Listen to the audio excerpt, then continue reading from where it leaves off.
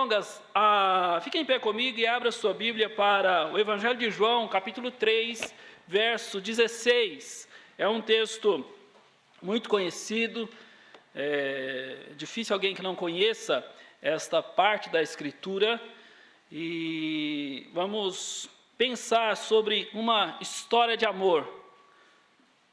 João, capítulo 3, verso 16, diz assim: Porque Deus amou o mundo de tal maneira que deu o seu Filho unigênito para que todo aquele que nele crê não pereça, mas tenha a vida eterna. Graças te damos, Senhor nosso Deus, por mais esta oportunidade.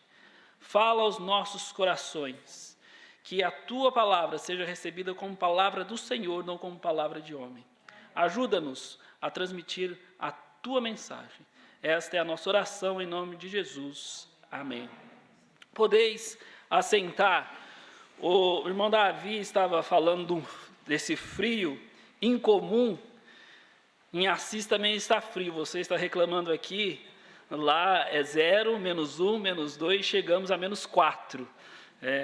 Mas frio assim lá em Assis, segundo aqueles que estão lá mais tempo, aconteceu por volta do ano de 2010, 2011, teve um frio assim. Então se repetiu, mas já está passando, acreditamos aí que nos próximos meses já não haja tanto frio assim mais, porque a previsão é de frio aí em agosto também. Mas frio lá fora, quente aqui dentro, porque o nosso Senhor nos aquece, na verdade. Muito bem, irmãos, uma história de amor. Entre os homens ou na humanidade há muitas histórias de amor. Histórias reais, histórias fictícias, muitas delas nós conhecemos, outras não.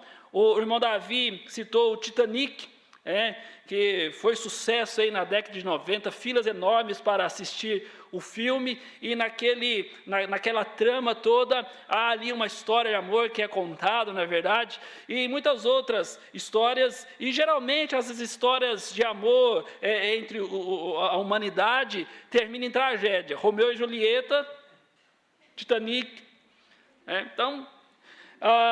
e as Sagradas Escrituras também registram muitas histórias de amor que nos emocionam até hoje quando as lemos. Tem uma história de amor entre Jacó e Raquel. Jacó trabalhou 14 anos para casar com Raquel.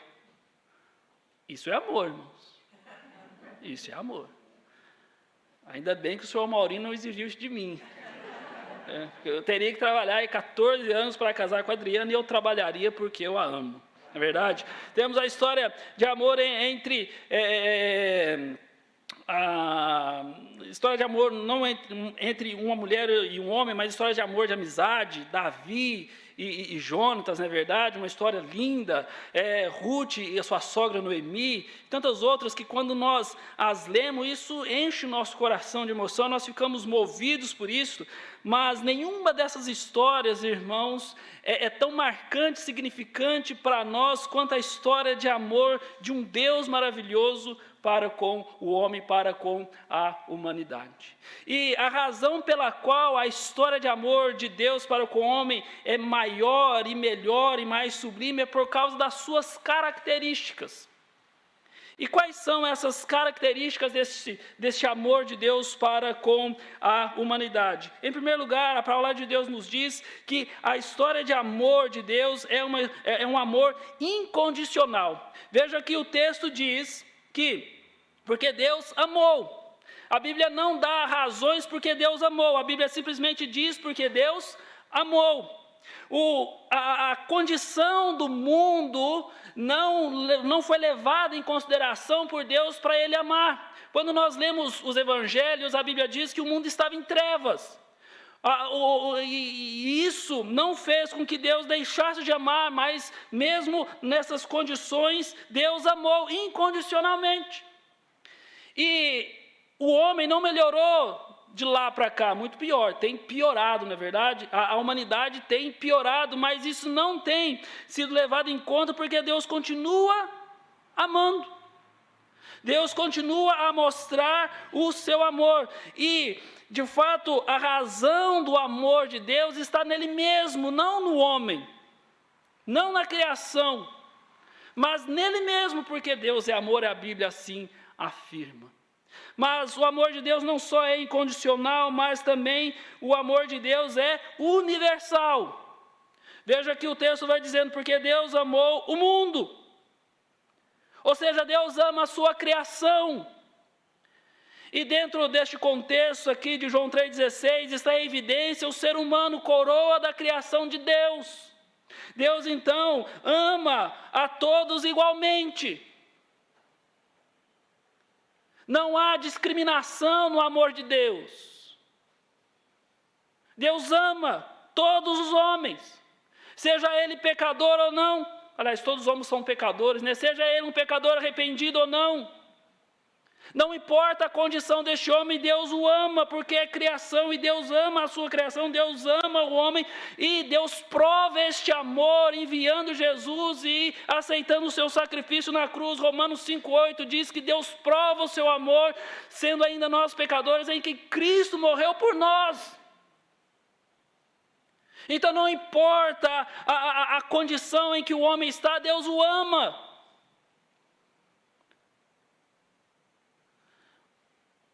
O que acontece muitas vezes é que nós nos afastamos de Deus. E eu costumo dizer que o amor de Deus é como uma grande fogueira. Aqueles que se aproximam desta grande fogueira recebem mais calor dessa fogueira. Aqueles que se afastam da fogueira recebem menos calor dessa fogueira, mas a fogueira continua a mesma. O amor de Deus é o mesmo para mim, que sou pastor, e para o pior dos homens que possa existir. A diferença está o quanto estamos próximos de Deus, o quanto estamos realmente nos aproximando de Deus. Deus ama a humanidade igualmente. O amor de Deus, ele é plano. Deus não ama a mim mais do que ama um bandido. Por mais que isso soe estranho para nós, não é verdade, mas é assim o amor de Deus. É assim o amor de Deus. Mas o amor de Deus não só é incondicional, não só é universal, mas o amor de Deus também é sem igual. Veja que o texto vai dizer, porque Deus amou o mundo de tal maneira, ou seja, é um amor insuperável. É um amor imensurável, é um amor inquestionável. Nós não podemos questionar de fato o amor de Deus, nós não podemos superar o amor de Deus, nós não podemos medir o amor de Deus. Mas pastor, então por que o mundo está vivendo todas essas tragédias? Será que o amor de Deus não diminuiu? Eu digo a você que não diminuiu. A humanidade está sofrendo as consequências dos seus próprios erros. A humanidade está sofrendo, está colhendo aquilo que ela plantou. Não é falta de amor de Deus, porque o amor de Deus continua e continuará sempre existindo. A Bíblia afirma isso. 1 Coríntios 13 diz que hoje permanece a fé, a esperança e o amor. E o maior deles é o amor. Nada pode se igualar ao amor de Deus.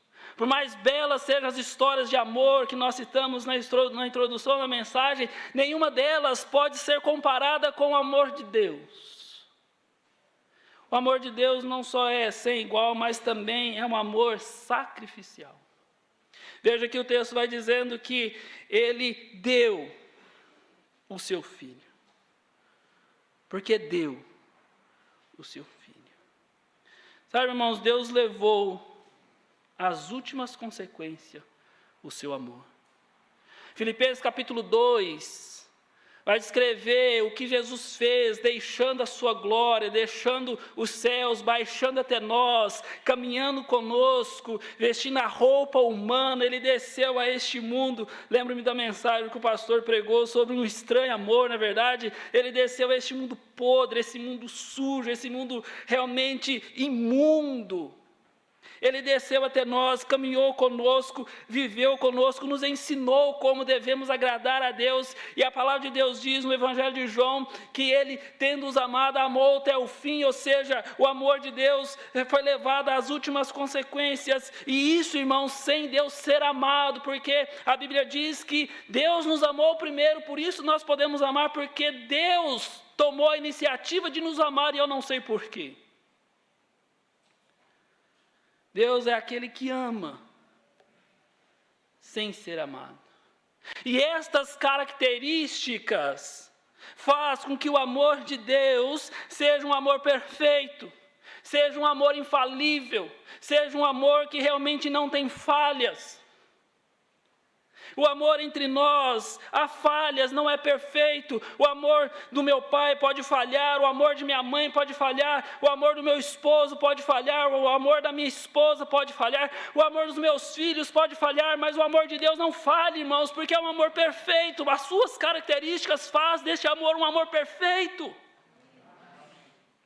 E eu quero compartilhar uma experiência de vida que eu tive aos 8 anos. Eu vim de um lar destruído. Minha mãe saiu de casa, eu tinha 3 anos de idade. E depois eu fui morar com ela. Passado alguns anos, eu fui morar com ela. E aos 8 anos de idade, eu presenciei a minha mãe me negociando. Ela ia me dar para uma outra família. Eu, uma criança, 8 anos. Eu não entendi muito bem o que estava acontecendo, mas eu lembro como se fosse hoje. A minha mãe negociando com aquele homem, com aquela família, e ele dizia, olha, tudo bem, eu fico com ele, mas você tem que sumir, eu não quero você por perto. Eu não sei por que razão não se concluía a negociação. Mas 8 anos depois, aos 16 anos, eu fui alcançado pelo amor de Deus. E aqui eu faço sempre esse contraste, porque minha mãe aos 8 anos estava disposta a abrir mão de mim. E eu digo a você que Deus não está disposto a abrir mão de você. E aos 16 anos este amor me abraçou. E Deus não está disposto a abrir mão de você. O amor de minha mãe falhou, mas o amor de Deus não falha. Ela estava disposta a me dar. Mas Deus levou as últimas consequências do seu amor. E a Bíblia diz, não te deixarei, não te desampararei. A Bíblia diz que, eis que estou convosco até o fim. E este de fato é um amor perfeito. Talvez você esteja sofrendo porque o amor de alguém falhou com você. Você que me ouve pela internet, você que está aqui, eu não conheço a sua vida, não conheço a sua história, mas de repente o amor da sua mãe falhou, o amor do seu pai falhou, o amor do seu marido falhou, o amor da sua esposa falhou, o amor dos seus filhos falhou. Mas eu digo a você nesta manhã que o amor de Deus não falha. Então comece a viver uma história de amor com Deus, porque Ele não vai te deixar, Ele não vai te decepcionar, Ele estará contigo, porque é assim o amor de Deus. Mas uma coisa, irmãos, é conhecer o amor de Deus. Outra coisa é viver o amor de Deus. E para que então possamos viver o amor de Deus, é necessário sabermos algumas coisas. E eu encerro a mensagem desta manhã fazendo esta aplicação. Para que você possa viver o amor de Deus, você precisa saber que o amor de Deus não é leviano. Para que você possa viver uma história de amor com Deus, é necessário romper uma história de amor com o mundo, romper uma história de amor com o pecado, romper uma história de amor com a vida promíscua, para que você possa viver de fato um amor, uma história de amor com Deus. Você não pode ter uma história de amor com o mundo, porque o próprio Jesus diz: não podemos honrar a dois senhores, ou desprezar a um e honrar a outro. Nós não podemos ter dois reinando em nosso coração. Para que eu possa de fato viver o amor de Deus, eu preciso romper, terminar com a história de amor com o mundo. Jesus sempre, quando libertava as pessoas, ele dizia: vai, não peques mais, porque para amarmos, viver essa história, eu preciso ter a pessoa de Cristo Jesus, o Senhor Deus, como único amor da minha vida. Em segundo lugar, o amor de Deus não é negociável. O amor de Deus não tem preço. Nada que você tenha pode ser usado para comprar o amor de Deus. O amor de Deus, ele é exercido em graça, ele é recebido com ações de graça. Nada que eu tenha, nada que eu sou, pode ser negociado, porque o amor de Deus é inegociável. Seja você quem for, você não pode comprar o amor de Deus, porque ele não está à venda. Ele é oferecido gratuitamente. Em terceiro e último lugar, o amor de Deus não é merecido. Nós não merecemos. Você não merece o amor de Deus. Eu não mereço o amor de Deus. Não há ninguém sobre a terra que mereça o amor de Deus. É graça. O amor de Deus, ele é manifesto em graça. Nós não merecemos, por melhor que sejamos, por melhor que possamos ser, nós não merecemos o amor de Deus. Há muita gente que acha por ser honesta, que acha por fazer as coisas certinho, que acha por ter uma conduta ilibada, mereça o amor de Deus. Eu digo que isso não é verdade. Nós não merecemos o amor de Deus. E eu sempre digo, eu quero de Deus aquilo que eu não mereço, porque aquilo que não mereço é graça. E para que você possa viver uma história de amor de Deus, o primeiro passo é receber Jesus como Salvador. O primeiro passo é entregar-se ao Senhor. Então, o meu convite a você nesta manhã: entregue-se ao Senhor Jesus e comece a viver uma história de amor com Deus sem igual. Uma história de amor que começa aqui e adentra a eternidade afora, porque o texto termina: para que todo aquele que nele crê não pereça, mas tenha a vida eterna. Que Deus abençoe os irmãos, pastor.